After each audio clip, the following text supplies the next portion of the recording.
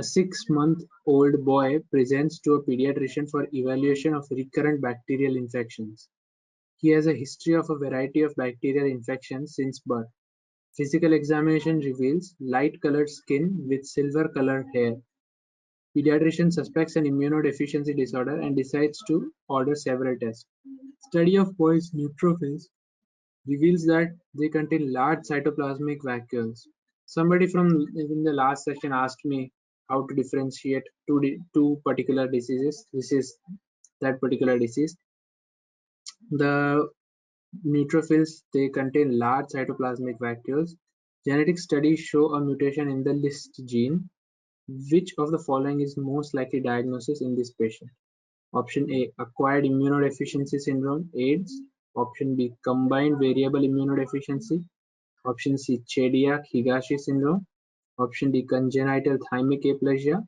Option E, leukocyte adhesion deficiency 1.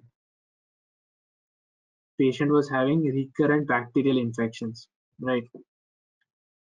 And he has a history of variety of bacterial infections since birth. He is light colored skin with silver colored hair. This is a giveaway. Okay, this is one giveaway. Pediatrician, the boy's neutrophils reveal they contain large cytoplasmic vacuoles. This is another giveaway. Genetic studies show a mutation in the LYST gene. This is a dead giveaway. LYST gene is only seen in Chediak-Higashi syndrome. Okay, so with that you can strike out all the others. But okay, if you want to see why others are not an option, let's try. Acquired immunodeficiency syndrome. Now AIDS. For AIDS, you need to have a positive test for HIV PCR test. That is not given here, so that we won't consider. Common variable immunodeficiency. Now this is nothing to do with because immunodeficiency will have like decreased T cells and B cells together, but here we don't have anything like that. Chediak-Higashi syndrome.